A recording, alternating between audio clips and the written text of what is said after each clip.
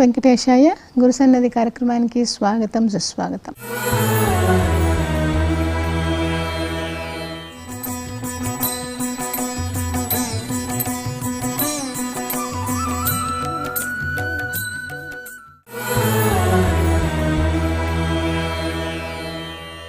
గురుసన్నది కార్యక్రమంలో స్వామి వివేకానంద గురించి మనము ఆయన జీవిత విశేషాల గురించి రామకృష్ణ మిషన్ ప్రభువులు స్వామి సిద్ధికంఠానంద గారిని అడిగి తెలుసుకుందాం. నమస్కారం గురుగారు. గురువుగారు, అసలు వివేకానంద ఆవిర్భావం, వాళ్ళ అమ్మ నాన్న గురించి, ఆయన పుట్టిన సంవత్సరం గురించి చెప్తారు. విశ్వనాథ్ దత్త భువనేశ్వరీదేవి ఇలకు ఆయన 1863 జనవరి 12 మకర సంక్రాంతి దినాన్ని పుట్టారమ్మ. ఆయన 6వ సంతానం. ముందు ఒక మగపిల్లవాడు పుట్టి చనిపోతారు ఆమెకి కొన్ని నెలలకే. తర్వాత 5 ఆడపిల్లలు, అందులో కూడా 3 చనిపోతారు. రకరకాల కొద్దిమంది కొన్ని నెలలకి చనిపోతారు. 2.5 సంవత్సరాలకు ఒక అమ్మాయి చనిపోతుంది. ఈయన 6వ సంతానం. మొదటి మగ సంతానం, తర్వాత 4 ఆడపిల్లలు, తర్వాత వివేకానంద స్వామిజీ పుడతారు. తర్వాత మళ్ళీ ఇంకిద్దరు ఆడపిల్లలు, మొత్తం 10 మంది. 6 ఆడపిల్లలు, 4 మగపిల్లలు. 4 ఆడపిల్లలు పుట్టిన తర్వాత ఆమె ఈసారి మగపిల్లవాడు కావాలని చెప్పి చాలా తపస్సు చేసింది. సోమవారం వ్రతం చేస్తుంది 1 సంవత్సరం పాటు. సోమవారం అంతా ఉపవాసం ఉండి శివుని పూజిస్తుంది. అలా వ్రతం 1 సంవత్సరం పాటు చేస్తుంది. కాశీలో ఉన్నటువంటి తన అత్తగారికి చెప్పి ఉత్తరం రాసి అక్కడ ఉన్నటువంటి వీరేశ్వర శివుడికి అభిషేకం చేయించమని చెప్పి, అది కూడా ప్రతి సోమవారం అట్లా చేయించింది 1 సంవత్సరం పాటు. ఆ విధంగా ఆమె చాలా తపస్సు చేసి నాకు ఈసారి మగపిల్లవాడు కావాలని చెప్పి శివుని కోరుకొని శివుని ప్రార్థించడం వలన శివ అంశగా అయితే ఆమెకు ఒక కళ కూడా వస్తుంది, ఒక దర్శనం కలుగుతుంది. ఆ దర్శనంలో ఏంటంటే శివుడు ధ్యానం చేస్తూ ఉంటాడు. ఆ శివుడు ధ్యానం చేస్తూ ఉంటే ఆ శివుడి నుంచి ఒక కాంతి వచ్చి ఆమెలో ప్రవేశిస్తుంది. అప్పుడు ఆ శివుడు ఒక పిల్లవాడిగా మారిపోతాడు. అంటే ఆమెకు ఆశ్చర్యం అవుతుంది, శివుడే తనకు కొడుకుగా పుట్టబోతున్నాడా అని అనుకుంటుంది. ఆ విధంగా ఆ తర్వాత ఆమె మేల్చుకున్న తర్వాత కూడా ఆమెకు ఆ కాంతి అంతా తన శరీరాన్ని ఆవరించి ఉండటం ఆమె చూస్తుంది, కనుక్కుంటుంది. రామకృష్ణ వారి తల్లికి కూడా అలాంటి అనుభవం అవుతుంది. కామాపురంలో ఉన్నప్పుడు వాడు పక్కన ఒక శివాలయం ఉంటుంది. ఆ శివాలయం నుంచి కాంతి వచ్చి శివలింగం నుంచి ఆమె కడుపులో ప్రవేశిస్తుంది. ఇక్కడ కూడా భువనేశ్వరి దేవికి కూడా అదే అనుభవం అవుతుందమ్మ. ఆ విధంగా వివేకానంద స్వామిజీ శివాంశ సంభూతుడు ఆమె శివుణ్ణి 1 సంవత్సరం పాటు తీవ్ర ప్రార్థన చేసి పూజించి శివుణ్ణి ఆవహింపజేసుకొని కన్నది. కాబట్టి అందుకని వివేకానంద స్వామి అంటాడు తర్వాత కాలాంతరంలో, ప్రార్థనతో పుట్టినవాడే ఆర్యుడు లేకపోతే అనార్యుడని. మనువును కోట్ చేస్తారు ఆయన. మను అన్న మాట అది భారతదేశానికి ఒక పేరుంది, ఆర్యావర్తం అని చెప్పేసి. ఆర్యావర్తం అంటే ఆర్యులు ఉండేటువంటిది. ఆర్యులు ఎవరంటే ప్రార్థనతో పుడతారు. ప్రార్థనతో ఉంటారు కాబట్టి వాళ్ళకి దైవీ సంస్కారం ఉంటుంది. వాళ్ళు ఈ ప్రపంచంలోకి వచ్చినప్పుడు కూడా వాళ్ళు భగవంతుని ఉపాసిస్తూ ఆరాధిస్తూ మళ్ళీ భగవంతుని చేరుకోవడానికి ప్రయత్నం చేస్తారు. ఆ తర్వాత కూడా ఆయన ప్రతి తల్లి తండ్రి సంతానం కోసం ప్రార్థించాలి, ప్రార్థనతోనే పిల్లలు పుట్టాలి అని చెప్పారమ్మా. అయితే మనకి ఇప్పుడు ఆ సంస్కారం చాలా తగ్గిపోయింది. ఎందుకంటే ఆడపిల్లలు కూడా వాళ్ళ కెరీర్ గురించి దాని గురించి ఎక్కువ దృష్టి పెడుతూ మాతృమూర్తిగా వాళ్ళ పాత్రకి వాళ్ళు న్యాయం చేకూర్చలేకపోతున్నారు. అందుకని మేము ఒక ఆర్యజనం అనే కార్యక్రమం స్టార్ట్ చేసాం. ఒక 5 సంవత్సరాలు చేస్తున్నాం. అంటే ఈ విషయానికి సంబంధించిన అవగాహన వాళ్ళకి కలిగించడానికి. అంటే పుట్టుకతోనే సత్వంతో పుడితే పిల్లలు, అంటే తెలివితేటలతో పుడితే తర్వాత వాళ్ళకి పేరెంటింగ్ అనేటువంటి పెంపకం అనేటువంటి చాలా తేలికైపోతుంది. చిన్నప్పుడు ఈయన పేరు ఏం పేరు ఉండేది గురుగారు? వీరేశ్వర శివుడి యొక్క అనుగ్రహంతో పుట్టాడు కాబట్టి వీరేశ్వర్ అని పేరు పెట్టారమ్మ. తర్వాత ఇంట్లో ముద్దుగా బిలి అని పిలిచేవాళ్ళు. తర్వాత ఆయన నరేంద్రనాథ్ అనేది ఎవరు పెట్టారు? తండ్రి పెట్టాడు అంటారు నరేంద్రనాథ్ అని. తండ్రి కోరుకున్నటువంటి పేరు నరేంద్రనాథ్. నరేంద్రనాథ్ దత్తానంద కూడా చాలా పెద్ద పేరు కాబట్టి ఆయన నరేన్ అని పిలిచేవాళ్ళు. బిలి అని నరేన్ అని 2 రకాలుగా పిలిచారు. చాలా అల్లరివాడని, వాళ్ళమ్మ కోపం వచ్చినప్పుడు నెత్తిన నీళ్లు పోసేదని ఎన్ని రకరకాలుగా చెప్తారు. అవునమ్మా, ఆయన చాలా అంటే రెస్ట్లెస్ పిల్లవాడిగా ఉండేవాడు. చాలా హై ఎనర్జీతో లోపలేదో వివేకానంద స్వామి చెప్పారు, చిన్నప్పటి నుంచి నాకు అలానే ఉండేది అనుభవం. లోపలేదో శక్తి ఊరుతున్నట్లుగా ఉండేది. చాలా అల్లరి చేసేవాడు ఆయన. ఒకప్పుడు ఆ తల్లి అల్లరి భరించలేక నేను శివుణ్ణి నువ్వు నాకు కడుపులో పుట్టమని నేను ప్రార్థన చేస్తే ఆయన ప్రమత గణాల్లో ఒక భూతగణాన్ని పంపించారు. ఇంక మరీ అల్లరి కనుక నిగ్రహంలో రాకపోతే వాళ్ళు నియంత్రించలేకపోతే వాళ్ళు శివశివ అని చెప్పేసి చన్నీళ్ళు తల మీద గుమ్మరించేవాళ్ళు. అప్పుడు అల్లరి ఆపేవాడు. అప్పుడప్పుడు తల్లి ఈ మాట కూడా అనేది, నువ్వు ఇట్లనే అల్లరి చేస్తే నీ కైలాసం ఒక రానియుడు శివుడు అని చెప్పేసి. అప్పుడు వెంటనే సద్దు అడిగేది, ఆయన అల్లరి మాట్లాడేవాడు కాదు. అప్పుడు ప్రార్థన చేసి అంటూ ఉండేవాడు, ఇప్పుడు తప్పు చేశాను మళ్ళీ ఇంకెప్పుడు ఇలాంటి తప్పు చేయనని శివుడిని, మళ్ళీ కైలాసంలోకి రానివ్వడని చెప్పేసి. స్వామీజీ కూడా అన్నారు కాలాంతరంలో, నేను ఆ కైలాసం నా యొక్క నివాస స్థలం, నేను ఎక్కడ శివుడితో ఉండాల్సింది, ఏదో తప్పు చేశాను, ఆ తప్పు చేసేసరికి ఆయన బహిష్కరించారని కైలాసం నుంచి, తన నివాసం నుంచి, అందుకని వచ్చి ఇక్కడ పడ్డాను, ఈ భూప్రపంచంలోకి వచ్చి పడ్డాను, మళ్ళీ నేను వెనక్కి వెళ్ళిపోవాలి నా కైలాసంలోకి అని చెప్పేసి, అంటే ఆ శివుడి దగ్గరికి వెళ్ళిపోవాలి అన్నట్టుగా, ఈ ప్రపంచం నాకు చెందింది కాదు, ఈ ప్రపంచానికి ఒక స్ట్రేంజర్, ఒక అతిథిగానే నేను ఇక్కడికి వచ్చాను అన్నటువంటి భావంలో ఉండేవాడు. ఇప్పుడు ఆ భావ పారవస్యం ఆయన సమాధి స్థితిలో, ధ్యానం, ప్రగాఢమైనటువంటి ధ్యానంలో. అలానే యాక్చువల్లీ ముందు రామాయణం అన్న రాముడు అంటే సీత అంటే ఆయనకి చాలా గొప్ప అభిమానం ఉండేది. సో అందుకని సీతారాముల విగ్రహాన్ని తీసుకొచ్చి పెట్టుకుంటారు. సీతారాముల విగ్రహాన్ని తీసుకొచ్చి పెట్టుకుని వాళ్ళ ముందు ధ్యానం చేస్తూ ఉండేవారు. ఒకరోజు ఆయన గుర్రబండిలో వెలుగుతున్నప్పుడు వాళ్ళు గుర్రబండి నడిపేవాడు సంసారంలో ఉన్నటువంటి తన కష్టాలు వెలుగుచ్చుకుంటారు ఆయనతో. ఆ సాంసారిక జీవితంలో ఉంటే కష్టాలు చెప్తూ ఉంటే, ఆ గృహస్థ జీవితం ఉన్నటువంటి కష్టాలు చెప్తూ ఉంటే అదంతా విని ఆయన చలించిపోయి గృహస్థ జీవితం అంటేనే వైవాహిక జీవితానికి పూర్తిగా విముఖత చూపిస్తారు. వివాహం అంటేనే అది కష్టాలతో కూడుకున్నటువంటి జీవితం అని చెప్పి, అది నాకు వద్దని చెప్పి రాముడు సీత విగ్రహం తీసి పారేస్తారు. ఆయన నాకు వద్దు అని చెప్పి మళ్ళీ శివుడిని తీసుకొచ్చి ప్రతిష్ఠించుకుంటారు. శివుడిని అమ్మ దగ్గర చెప్తూ నాకు వద్దని చెప్పేసరి, నాయన నువ్వు శివుడిని పూజించంటే తల్లి, మళ్ళీ శివుడిని తీసుకొచ్చి తన ధ్యాన మందిరంలో పెట్టుకొని ఆ శివుడి మీద ధ్యానం చేసేవారు. అంటే చిన్నప్పటి నుంచి ఆయన ధ్యానం ఎవరు నేర్పించారు? ఆయనంతా ఆయన చేసుకునేవాడు ధ్యానం? ఆయనకి ఎవరు నేర్పలేదు. తర్వాత కాలాంతరంలో రామకృష్ణ వారు కూడా అన్నారు ఆయనతో, ఆయన పుట్టుకతోనే ధ్యాన సిద్ధుడని.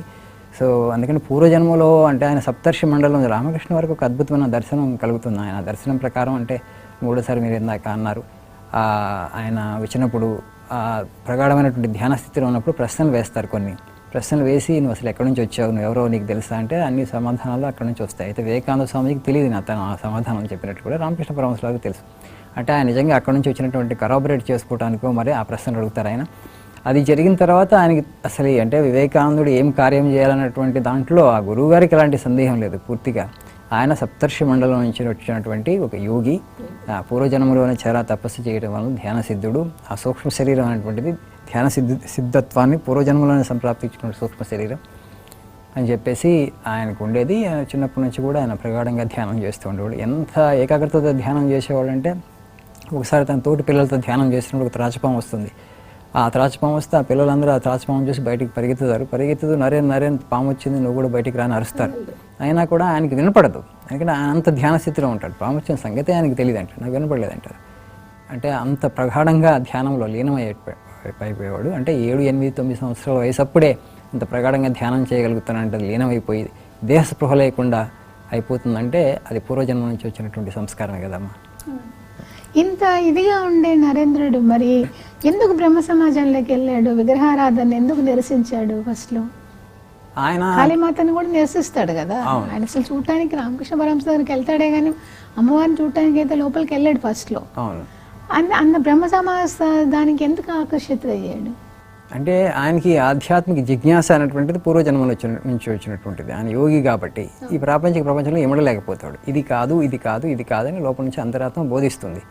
ఆ ప్రక్రియలో ఎక్కడెక్కడ ఈ ఆధ్యాత్మిక సంస్థలు ఉన్నాయో, ఎవరు దేన్ని బోధిస్తున్నారో ఆ అన్వేషణ అటువంటిది వెతుకుతూ ఇలా బ్రహ్మ సమాజం దగ్గరికి వెళ్తారు. అంటే వాళ్ళు దేవుడి గురించే మాట్లాడేవాళ్ళు, కాకపోతే నిర్గుణ నిరాకార పరబ్రహ్మం అని చెప్పేవాడు.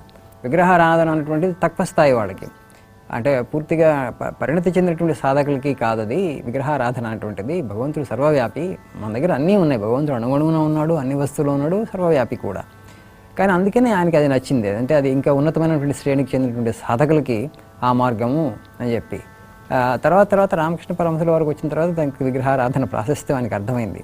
తర్వాత వివేకానంద స్వామి భక్తి యోగ ఉపన్యాసాలు ఇస్తూ కూడా ప్రతీకలు లేకుండా, ప్రతిమలు లేకుండా, ప్రతీకలు లేకుండా ఎక్కడైతే మేము సర్వవ్యాపి అనే భగవంతుడిని పూజిస్తున్నామన్నారో అక్కడెక్కడ కూడా నేను అంత ఆధ్యాత్మిక పురోభివృద్ధిని చూడలేదు. మనిషి ప్రాథమిక దశలో ఉన్నప్పుడు భగవంతుడిని మనం ఎమోషనల్గా కనెక్ట్ అవ్వడానికి భగవంతుడితో ఒక రూపాన్ని ఏర్పరచుకున్నది మన అవసరం. అది భగవంతుడి అవసరం. దర్శనానికి వచ్చినప్పుడు ఒక దివాన్ కి రాజుగారి ఫోటో చూపించి ఉమ్మేయమంటారు. అవును, రాజస్థాన్లో ఆయన నేను ఉమ్మేయలేను, ఆ రాజుగారి ప్రతీక అంటే అట్లనే దేవుడు కూడా విగ్రహంలో ప్రతీకలు వాళ్ళు అని చెప్తారు. అవును, అంటే అక్కడ రాజుగారు నేను బ్రిటిష్ వాళ్ళని చూసి ఆయన కూడా నేను ఆధునికుడిని, విగ్రహారాధన అధమమైనటువంటిది, ఇదంతా అంటే సరిగ్గా జ్ఞానం లేనటువంటి నిరక్షర కుక్షులకి ఇలాంటి సాధనలు అని చెప్పి అనుకుంటూ విగ్రహారాధన ఆయన కూడా నిరసించేవాడు. ఆ రాజు నిరసిస్తూ విగ్రహంలో దేవుడు ఉంటాడా, రాయి రప్పలో దేవుడు ఉంటాడా అన్నప్పుడు వివేకానంద స్వామి ఆయనకి సమాధానం చెప్పడానికి ఆ రాజుగారి చిత్తరు అక్కడ ఉంటే గోడ మీద అది ఏం మాట్లాడకుండా సమాధానం ఆ విధంగా చెప్తారు, వర్డ్స్లో చెప్పకుండా, మాటల్లో చెప్పకుండా. అది తీసుకొస్తే ఆ చిత్తూరు మీద ఉమ్మి వేయమంటారు అక్కడ ఉన్నటువంటి వాళ్ళని, మంత్రిని. మంత్రి అంతా వెంటనే కంగారు పడిపోయి అదెట్లండి రాజుగారి చిత్తరు మీద మనం ఎలా ఉమ్మి వేయగలుగుతాం అంటే వివేకానంద స్వామి తర్వాత చెప్తారు కేవలం ఒక రంగు కాగితం అది, అక్కడ రాజుగారు లేడు కదా ఫ్లెష్ అండ్ బ్లడ్లో రక్తమాంసాలతో కూడుకున్నట్టు మీ రాజుగారు అక్కడ లేడు, అది రంగు కాగితం, అది కాగితం మీద ఉమ్మి వేయడానికే మీరు ఎందుకంటే మీకు అది ఆయన గుర్తు తెచ్చింది కదా. అదేవిధంగా మనం విగ్రహం ద్వారా పటం ద్వారా భగవంతుని పూజిస్తున్నప్పుడు ఒక పటము నేను పూజిస్తున్నావు, రాయి నేను పూజిస్తున్నావు, చెక్క ముక్క నేను పూజిస్తున్నాను, భగవంతుని అక్కడ తీసుకొచ్చుకున్నాం మనం. అందులో మనకి ఏంటంటే మనం భగవంతుని ప్రాణప్రతిష్ఠ చేస్తాం ఒక గుడిలో పెట్టిన విగ్రహం పెట్టినప్పుడు కూడా. సర్వవ్యాపి అయినప్పటికీ కూడా అన్ని వస్తువులు ఉన్నప్పుడు కూడా ప్రహ్లాదుడికి ఆయన స్తంభం నుంచి ప్రత్యక్షమయ్యాడు ఆ భక్తుడి కోరిక మేరకి. ఆ విగ్రహంలో మనం ప్రాణప్రతిష్ఠ చేస్తాం, భగవంతుడు అక్కడ కొలువై ఉన్నాడని మనం విశ్వసించి పూజిస్తాం. మన పూజలకు అనుగుణంగా భగవంతుడు అక్కడికి వచ్చి మన కొలువై ఉండి మన ప్రార్థనలు తీసుకుంటాడు, మనం సమర్పించిన నైవేద్యాన్ని తీసుకుంటాడు. మనలో కనుక ఉత్తమమైనటువంటి భక్తి ఉంటే రామకృష్ణ పరమహంసలాగా ఆయనకి ఎలా ప్రత్యక్షమయ్యారో మనకి ప్రత్యక్షం అవుతారు. మనకి నిజంగా భగవంతుని అంత తీవ్ర స్థాయిలో మనం కోరుకోం కాబట్టి యాంత్రికంగా పూజలు చేస్తాం, మనం కోరుకుంటుంటాం కదా, ఆయన కావాలని ఆయన అవే ఇస్తూ ఉంటాడు. భగవంతుడు ఏది కోరితే అదే ఇస్తాడు. ఈయన తర్వాత రామకృష్ణ పరమహంసలు ఎలా తెలిసింది అసలు ఈ రామకృష్ణ వారి దగ్గరికి ఎలా వెళ్ళారు, ఎవరు చెప్పారు? ఆయన కాలేజీలో ఉన్నప్పుడే వాళ్ళ English professor William Wordsworth poem ఒక ఎక్స్కర్షన్ అని, ఆ ఎక్స్కర్షన్ ఆ పోయం చెప్తూ ఉంటే ఆ పోయంలో మధ్యలో ఒక పదం వస్తుంది ట్రాన్స్ అని. ఆ వ్యక్తి ఆ ప్రొఫెసర్ ట్రాన్స్ గురించి చెప్పడానికి ఇబ్బంది పడుతూ ఉంటాడు. ట్రాన్స్ అంటే వీళ్ళకి ఎలా ఎక్స్ప్లెయిన్, అదొక అనుభవం, ఒక అనుభూతి, ఎక్స్టసీ అంటారు, ట్రాన్స్ అంటారు, మనం తెలుగులో అయితే సమాధి అంటాం, భావపారవస్య స్థితి అంటున్నాం.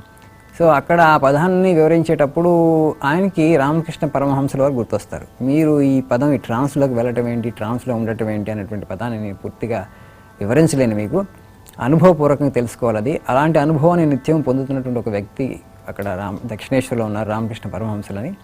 మీకు ఈ ట్రాన్స్ ఏంటో తెలుసుకోవాలంటే వెళ్ళి ఆయన చూడండి, ఆయన కలవండి అని మొట్టమొదటిసారిగా రామకృష్ణ పరమహంస గురించి వివేకానంద స్వామి ఆయన ద్వారా విన్నారు క్లాసులోనే. తర్వాత ఆయనకి వివాహ ప్రయత్నాలు అవన్నీ చేస్తున్నప్పుడు నాకు వద్దు, నాకు కూడా దేవుడు తెలుసుకోవాలి అనుకుంటున్నాను, దేవుడు ఎవరైనా చూపించగలుగుతారా, ఎవరైనా దేవుడిని చూసిన వాళ్ళు ఉన్నారా, ఏదో కొన్ని రోజుల ప్రశ్నలు అడుగుతారు, తర్వాత అందరూ మర్చిపోతారు అనుకున్నాడు. కానీ ఆయన తీవ్రంగా దాని గురించే, దేవుడి గురించే మాట్లాడటం, ఎవరైనా నాకు చూపిస్తారా దేవుడిని, అసలు దేవుడు ఉన్నాడా అని అడుగుతూ ఉంటే ఆయన కజిన్ ఒక ఆయన రామచంద్ర దత్తా అని, ఆయన నిజంగా నీకు దేవుడిని చూడాలంత కోరిక ఉంటే దక్షిణేశ్వర రామకృష్ణ పరమహంసల వారిని కలువు, ఎందుకంటే ఆయన ఎప్పుడూ దేవుడి గురించే మాట్లాడుతూ ఉంటారు. అప్పుడు ప్రజలకు ఆ విధంగా అర్థమైంది, ఆయన దేవుడిని అనుభవంలో పొందాడు కాబట్టి రాత్రి మగుడు దేవుడి గురించి మాట్లాడుతున్నాడు అనే విషయం వాళ్ళైతే తెలిసింది. వాళ్ళందరూ వెళ్ళలేదు, ఎందుకంటే వాళ్ళు దేవుడిని కోరుకోలేదు కాబట్టి వెంటనే.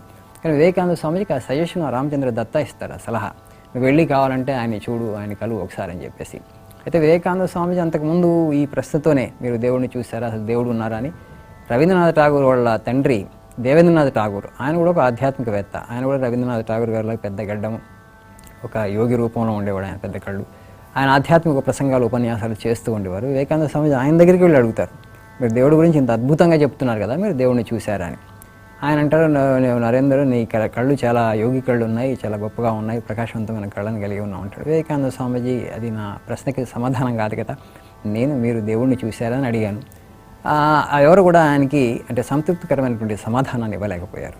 చివరికి ఆ రెస్ట్లెస్నెస్ ఏదైతే ఉందో, ఆ వ్యాకులత, భగవంతుని ఏ విధంగా తెలుసుకోవాలి, తెలుసుకున్న వాళ్ళు ఎవరైనా ఉన్నారా ఈ ప్రపంచంలో, నిజంగా దేవుడు ఉన్నాడా, అసలు ఆయనకి దేవుడు ఎందుకు అవసరమయ్యారు? చిన్నప్పటి నుంచి చాలా జాలిగా ఉండే, ఇతరుల కష్టాలు చూసి చలించిపోయేటువంటి వాళ్ళు.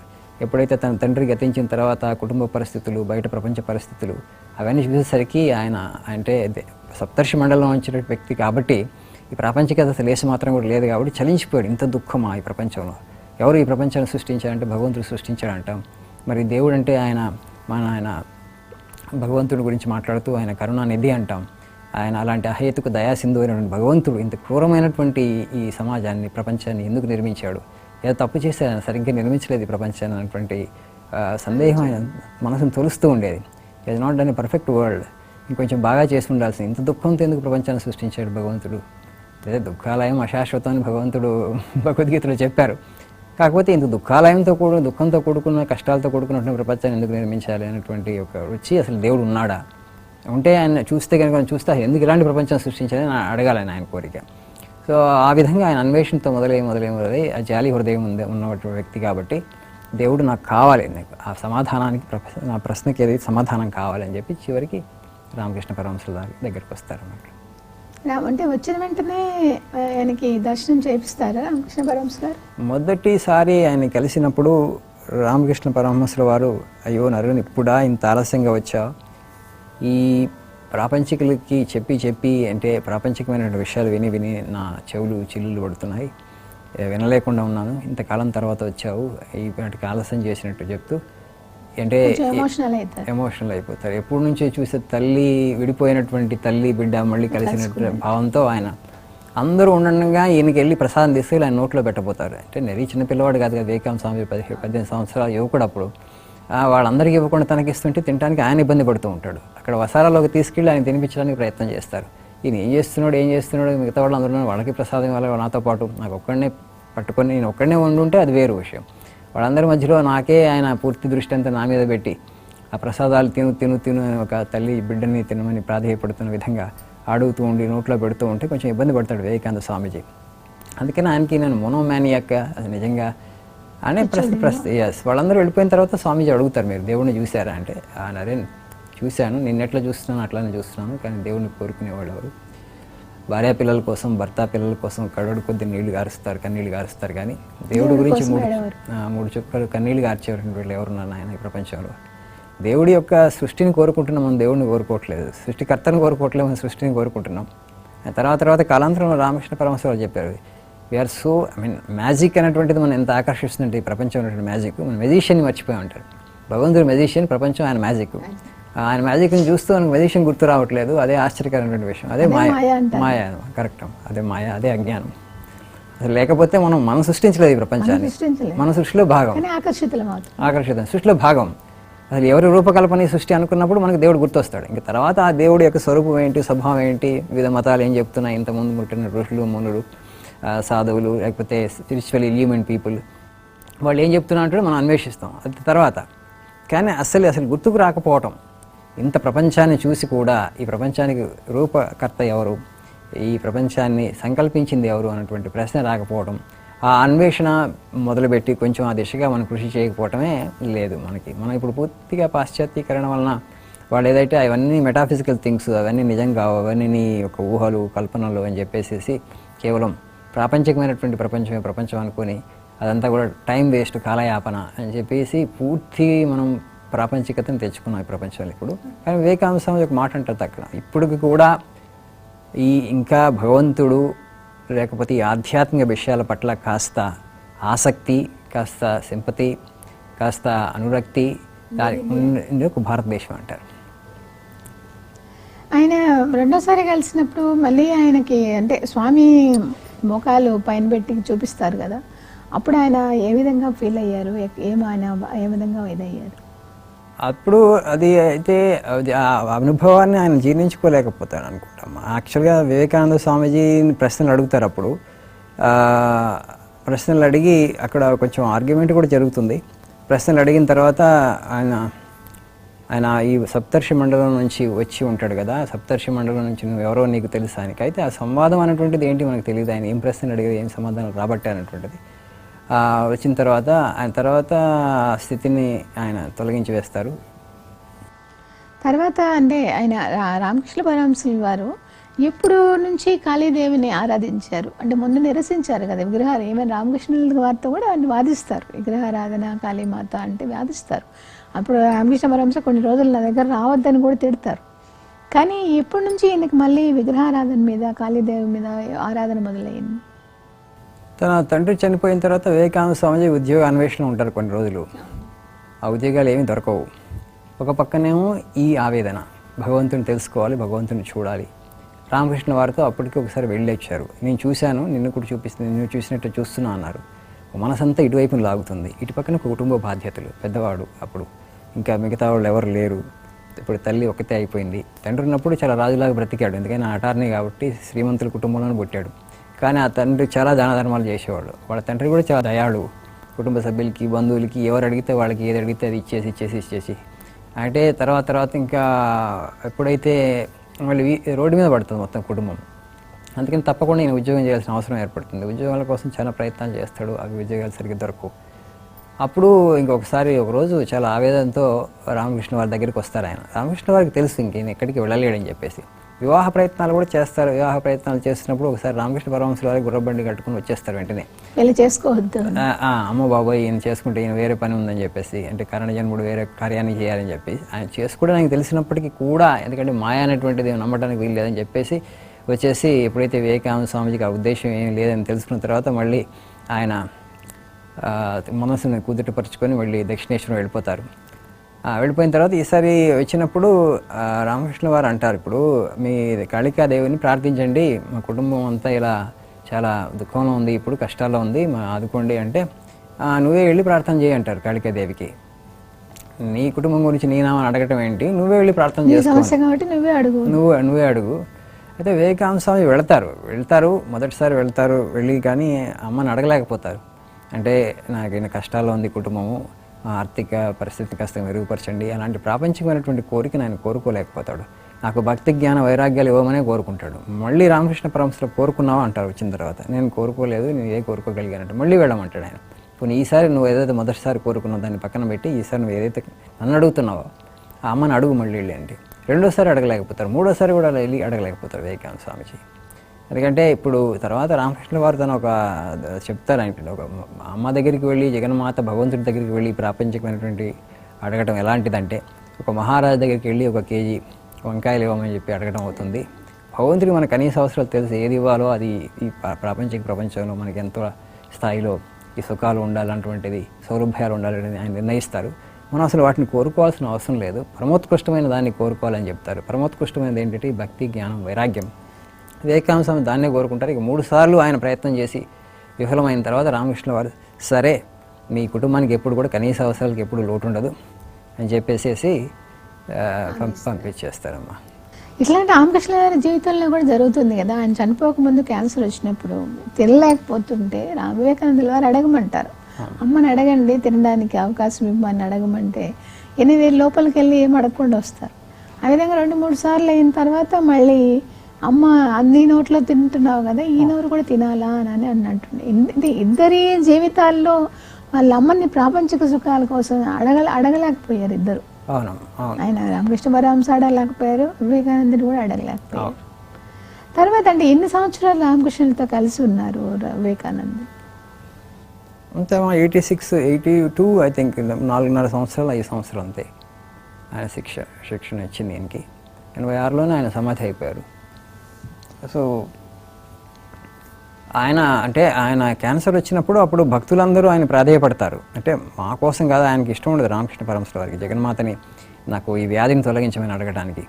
ఆమెకి ఎప్పుడు ఈ వ్యాధిని ఇవ్వాలి, ఎప్పుడు ఎంతో కాలం ఈ శరీరం ఉండాలన్నటువంటిది ఆమె నిర్ణయిస్తుందని చెప్పేసి ఆయన పూర్తి శరణాగతి భావంతో ఉంటారు. కాబట్టి భక్తులందరూ మరీ ప్రాధేయపడి మరీ ఆయన్ని అడిగితే ఇంకా సరే అని చెప్పేసి అడుగుతారు. ఒకసారి అమ్మని అడిగిన వెంటనే మీరు అన్నట్లు ఈ అందరి నోళ్ళలో నుంచి నువ్వు తినట్లేదా, నువ్వు అందరిలో లేవా అని చెప్పి వెంటనే సిగ్గుపడతారు. రామకృష్ణ సిగ్గు అవుతుందానికి, అయ్యయ్యో నేను అడగకుండా ఉండాల్సింది, కానీ వాళ్ళు మరీ ప్రాధేయపడేసరికి వెళ్ళాను అడిగినందుకు సిగ్గుపడతారు ఆయన.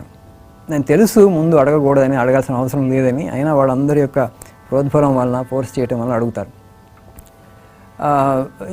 మా తర్వాత వివేకానంద స్వామిజీకి తన శక్తిని అంతా ఆయన ధారపోస్తారు. ఆ సంఘటన తర్వాత ధారపోసి ఇంకా ఈ శరీరంలో ఏం లేదు, అంతా అయిపోయింది, ఇచ్చేసాను, ఇదంతా రసం తీసినటువంటి పండు, ఇంకా ఇందులో ఏం లేదు, పిప్పి అయిపోయింది శరీరం అని చెప్పి పూర్తిగా ఆయన భావోద్వేగంతో కళ్ళమడి నీళ్ళు వస్తాయి. శక్తిని అంతా ఆయనకి సంక్రమింపజేస్తారు.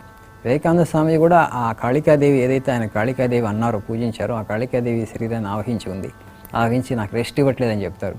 మీరు అన్నట్టు ఇందాక తర్వాత కీ అనేటువంటిది, నువ్వు ఏం కావాలనుకుంటున్నావు అంటే, వివేకానంద స్వామీజీ నేను ఎప్పుడు సమాధి స్థితిలో ఉండాలనుకుంటున్నాను, నా పరమానందం వదలాడాలనుకుంటున్నాను, అది నీకు చిన్న కోరిక, అల్పమైనటువంటి కోరిక, నువ్వు గొప్ప కార్యాన్ని చేయడానికి వచ్చావు, నువ్వు ప్రపంచానికి బోధించాలి, జ్ఞానాన్ని ఇవ్వాలి.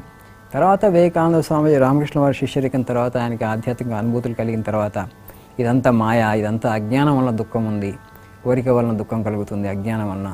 ప్రపంచంలో దుఃఖం ఉన్నటువంటి మాట వాస్తవం, కానీ అది అజ్ఞానం వల్ల మనిషి తన నిజస్వరూపాన్ని తెలుసుకోలేకపోతున్నాడు. నిజస్వరూపం ఆత్మ సహజంగానే ఆనంద స్వరూపం.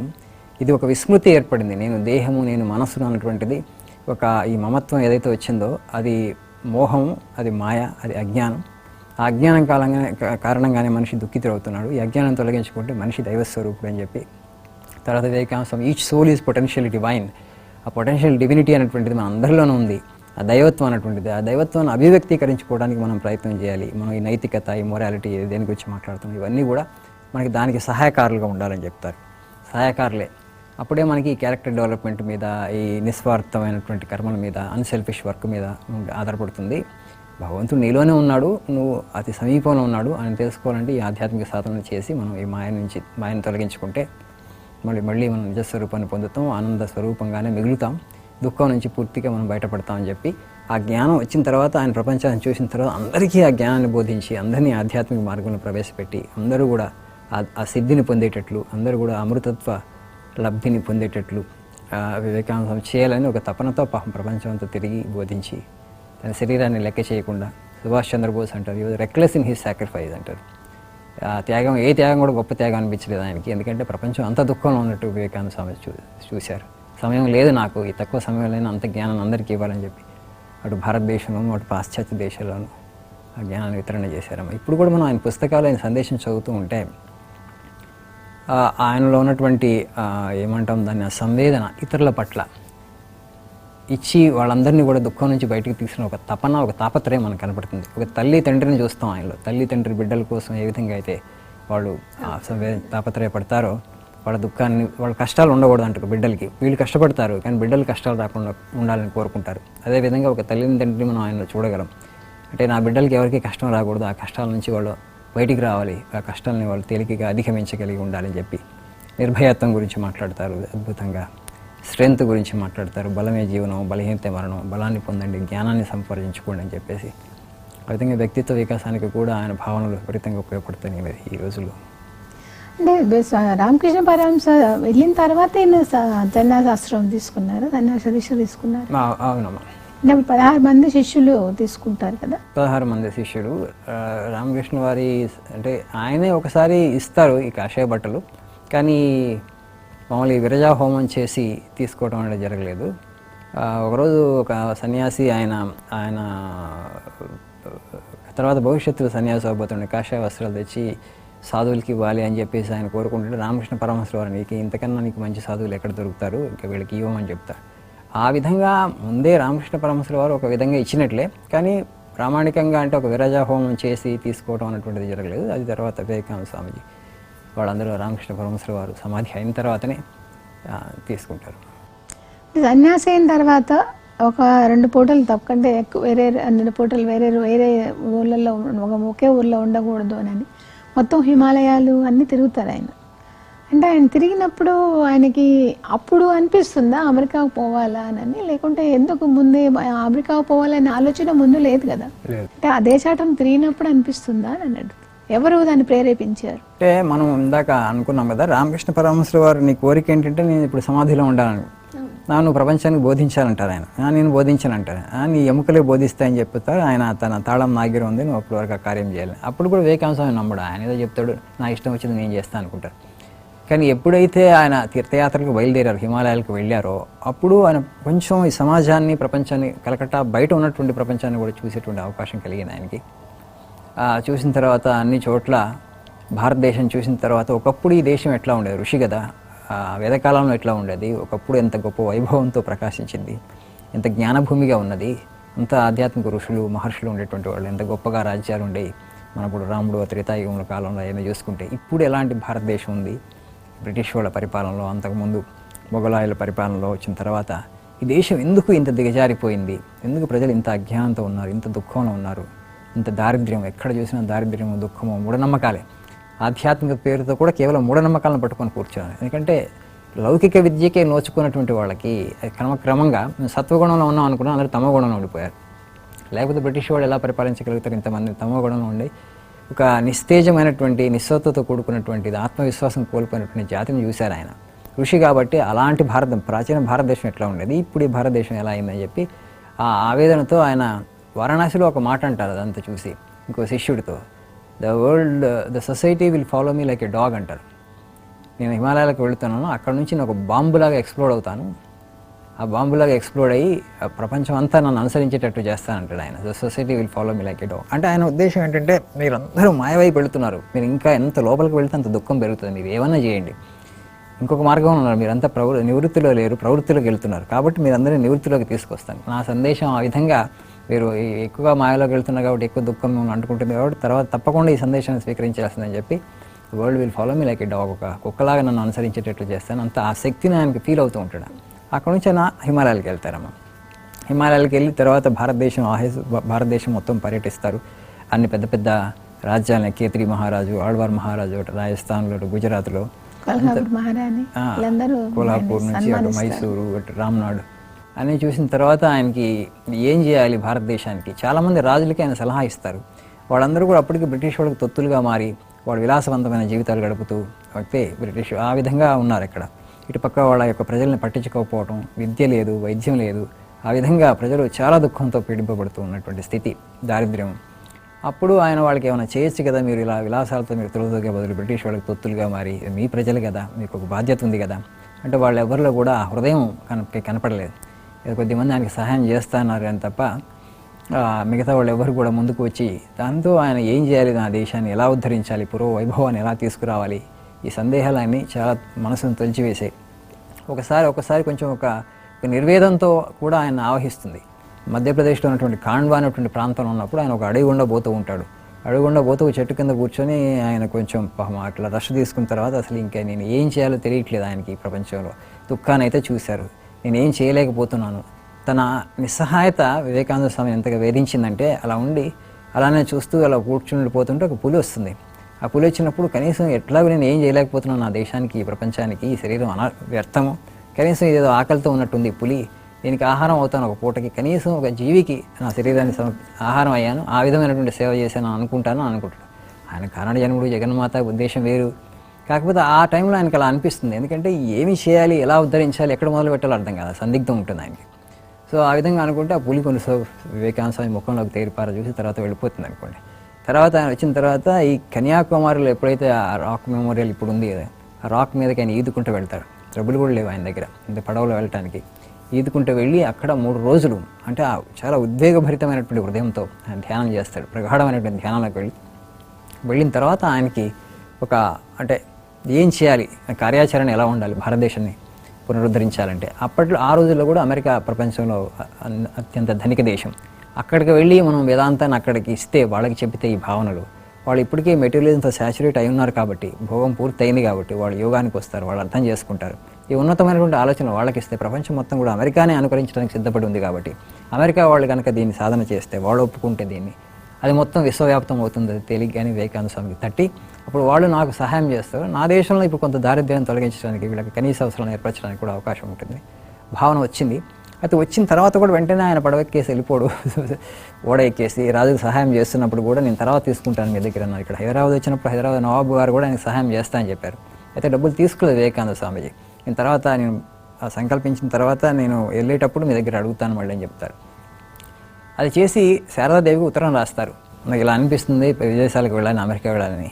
అది గురుదేవుడి సంకల్పం ఉందా, లేకపోతే ఇది నా సంకల్పమా, ఇది కేవలం అహంకారంతో అంటే నేను నేను నేను అని వస్తూ ఉంటుంది, అహంకారంతో ఇది నా సంకల్పమా, అది దైవ సంకల్పమా ఆ సందేహం వస్తుంది. అమ్మగారు ఉత్తరం రాస్తే తప్పకుండా వెళ్ళు, గురుదేవుల ఆశీర్వాదం ఉందని చెప్పి ఆ నుంచి సమాధానం వచ్చిన తర్వాత ఆయన ఈ విశ్వమత మహాసభకి వెళ్ళడానికి నిర్ణయం తీసుకుంటారు. మెయిన్గా ఎవరెవరు సాయం చేశారు ఆయనకి అమెరికా పోవటానికి? ముఖ్యంగా మద్రాసు భక్తులు చాలా ఎక్కువ సహాయం చేస్తారు. చెన్నై అలసింగ పెరుమల్ అని చెప్పేసి ఆయన చాలా డబ్బులు కలెక్ట్ చేస్తాడు తన మిత్రులు సోదరుల దగ్గర నుంచి. ఎందుకంటే ఈ రాజులు ఇస్తా అన్నారు, కానీ వివేకానంద స్వామి మళ్ళీ అందరినీ రాజులను అప్రోచ్ అవ్వలేదు. ఎందుకంటే ఆయన కొన్ని నెలలు గడిచిపోయినాయి అప్పుడు. తర్వాత మళ్ళీ వాళ్ళు అడిగితే ఇస్తారో ఇవ్వరు అని చెప్పేసి. సో ఈ మద్రాసు భక్తులు చాలా పట్టుబట్టి ఆయన యొక్క జ్ఞానాన్ని చూసి, ఎందుకంటే మద్రాసు ప్రెసిడెన్సీలో మనం ఉన్నాం అప్పుడు, అక్కడ ఉన్నటువంటి కొంచెం సాంప్రదాయ వర్గాలకు చెందినటువంటి వాళ్ళకి ఆధ్యాత్మిక చింతన ఇంకా భారతదేశంలో వివేకానంద స్వామీజీ యొక్క జ్ఞానాన్ని చూసి, ముఖ్యంగా ఇంగ్లీష్ యొక్క భాష ప్రావీణ్యాన్ని చూసి, సనాతన ధర్మాన్ని ఆయన నిజంగా ప్రతినిధి వెళ్ళాలంటే ఈయనకు మించినటువంటి వ్యక్తి ఇంకోటి లేరు అని చెప్పేసి వాళ్ళు ఎప్పుడైతే వివేకానంద స్వామి తన కోరికను వెళ్ళబుచ్చుతారో ఆయనకి ప్రయాణానికి కావాల్సిన ఏర్పాట్లన్నీ వాళ్ళు చేస్తారు. ముఖ్యంగా కేత్రి మహారాజు ఎక్కువ సహాయం చేశారంటారు. రామ్నాడ్ మహారాజు నుంచి ఆయన సహాయం తీసుకోలేదు, మైసూరు మహారాజు, కేత్రి మహారాజు ఆయనకి సహాయం చేశారు. అప్పుడు ఆయన అంటే సన్యాస దిశలో ఆయన పేరు వివిధేశానంద అనే పేరుని అప్పుడు వివేకానందగా మార్చింది ఎవరు మార్చారు? కేత్రి మహారాజే మార్చారు. కేత్రి మహారాజా ఆయనకి వివేకానంద పేరు ఇచ్చారంటారమ్మా. కానీ ఎక్కడ ఆయన వివేకానంద పేరును స్వీకరించారు, కొన్ని రోజులు వివిధీషాంజ నామంతో తిరిగారు, ఎందుకంటే ఆయన అజ్ఞాతంగా తిరగాలనుకున్న పేర్లు ఆయన విశానంద అని సన్యాసం అప్పుడు వచ్చింది, బట్ ఆయన సొంత పేరు లెటర్స్ రాసినప్పుడు సచ్చిదానంద అని రాశారు. కొన్ని చోట్ల సచ్చిదానంద రాశారు. అది అంతకుముందు. తర్వాత ఎప్పుడు తీసుకున్నారు వివేకానంద అని పేరు, ఎవరు పేరు పెట్టారు అనేటువంటిది మాత్రం మనకి బయోగ్రఫీలో స్పష్టంగా లేదమ్మా. కానీ అప్పుడు విజిటింగ్ కార్డ్స్లో వివేకానంద అని కొట్టింది. కేత్రి మహారాజు అజిత్ సింగ్ పెట్టారని అంటారు. ఈయన ఎప్పుడు వెళ్ళారు అమెరికాకి? 1993లో వెళ్ళారు. భారతదేశం అంతా పర్యటించిన తర్వాత ఇంకెప్పుడైతే విశ్వమత మహాసభ జరుగుతుందని చెప్పేసి ఆయన అక్కడికి వెళ్తారు. ఆ రోజులు ఒక నెల పడుతుంది కాబట్టి మేలో బయలుదేరి వెళ్ళారు. తర్వాత ఆయనకి ఇంకో 2 నెలలు ఉంది ఇక్కడ విశ్వమత మహాసభ జరగడానికి అక్కడ పోయినా ఆగస్టు కాదు సెప్టెంబర్ అని చెప్తారు. సెప్టెంబర్ చెప్తే ఇంకా ఆయనకి షికాగోలో ఇంకా కాస్ట్ ఆఫ్ లివింగ్ చాలా ఎక్కువ కాబట్టి బోస్టన్ వెళ్తారు. అక్కడ బోస్టన్లో కూడా కాస్ట్ ఆఫ్ లివింగ్ ఎక్కువే. ఆ తర్వాత బోస్టన్ క్యాటే శాన్బోర్న్ అని చెప్పేసి వివేకానంద తలపాగా ఇదంతా చూసి రిచ్ ఉమెన్, చాలా ధనికమైనటువంటి కుటుంబంలో పుట్టినటువంటి మహిళ, ఆమె వివేకానంద స్వామిని ఒక క్యూరియోగా పరిచయం చేస్తుంది. అంటే తన సొసైటీ వాళ్ళకి అందరికీ భారతదేశం నుంచి వచ్చినటువంటి ఒక వ్యక్తి, అంటే ఆయన వేషధారణ ఆయన అదంతా విభిన్నంగా విలక్షణంగా ఉండటంతో అప్పుడు హార్వర్డ్ యూనివర్సిటీ గ్రీక్ ప్రొఫెసర్ ఆయనకి ప్రొఫెసర్ రైట్ పరిచయం అవుతారు. ఇది ఈ క్యాటే శాన్బోర్న్ అరేంజ్ చేసినటువంటి మీటింగ్లో. ఆయన గ్రీక్ ప్రొఫెసరు, ఆయన కొంత భారతదేశం గురించి, ఈ పర్టికులర్లీ ఈ ఈస్టర్న్ సొసైటీస్ గురించి కొంత ఆయనకు అవగాహన ఉంది.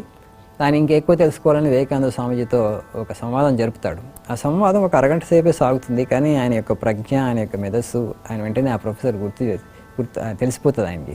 ఈయన సామాన్యమైనటువంటి వ్యక్తి కాదు, అన్ని విషయాల మీద చాలా డీప్గా ఆయనకి లోతైనటువంటి అవగాహన ఉంది అని గ్రహిస్తాడు. తర్వాత వివేకానంద స్వామీజీ తన యొక్క కష్టాన్ని, బాధను ఆయనకి చెప్తాడు. నేను ఇక్కడ అంత దూరం నుంచి వచ్చాను ఈ విశ్వమత మహాసభలో పాల్గొనడానికి.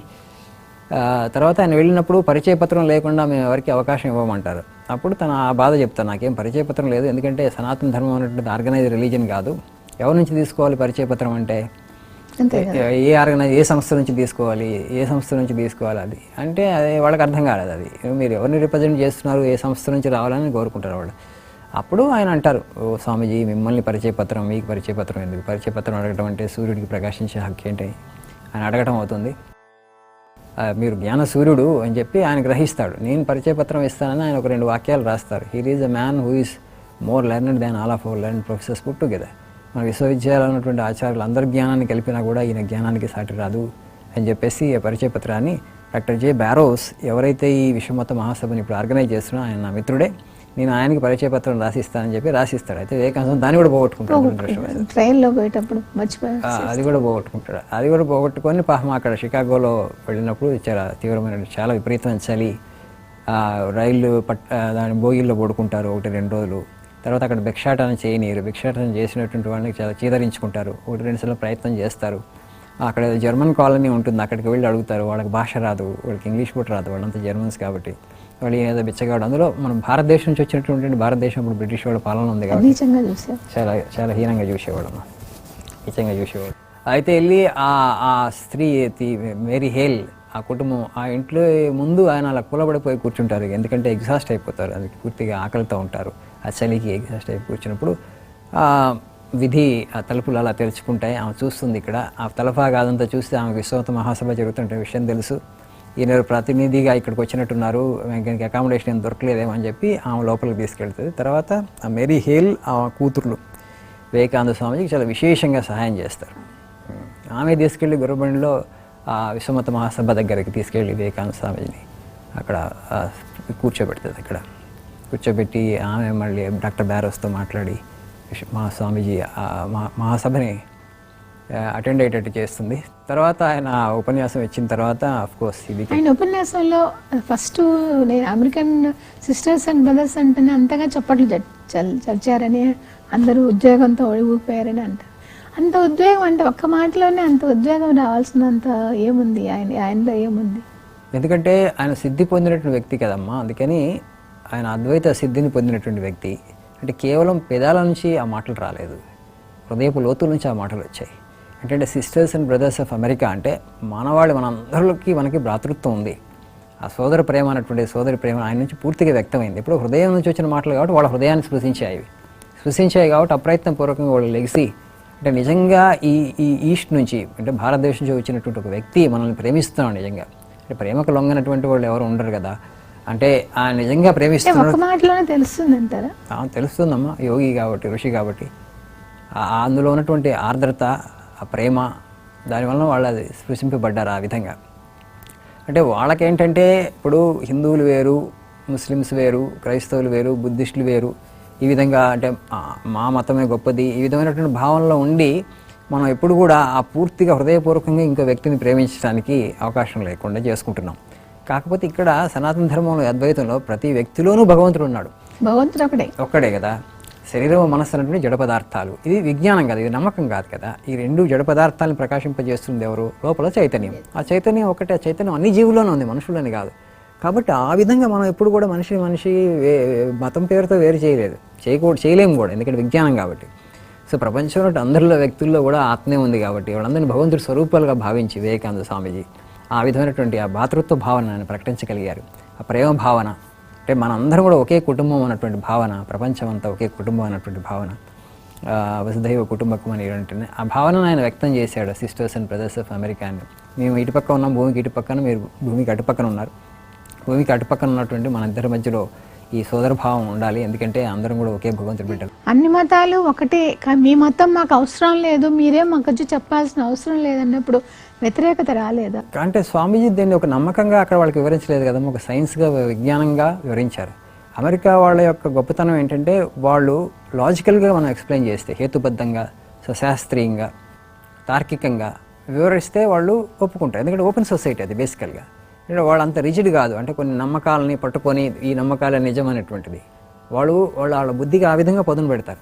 ప్రపంచంలో ఎక్కువ జ్ఞానం ఉన్నా, ఎక్కడ జ్ఞానం ఉన్నా కూడా ఆ జ్ఞానాన్ని స్వీకరించడానికి కూడా సిద్ధపడ్డారు. కానీ వివేకానంద ఇక్కడికి లెటర్ రాసినప్పుడు, అది అయిపోయిన తర్వాత, మీటింగ్ అయిపోయిన తర్వాత లెటర్ రాసినప్పుడు, ఇదంతా అబద్ధము, బూటకము, వాళ్ళ మతాన్ని గొప్ప చేసుకోవడానికి మీటింగ్ పెట్టారు, సర్వజన మత సమ్మేళనం కాదు ఇది అని రాస్తారు.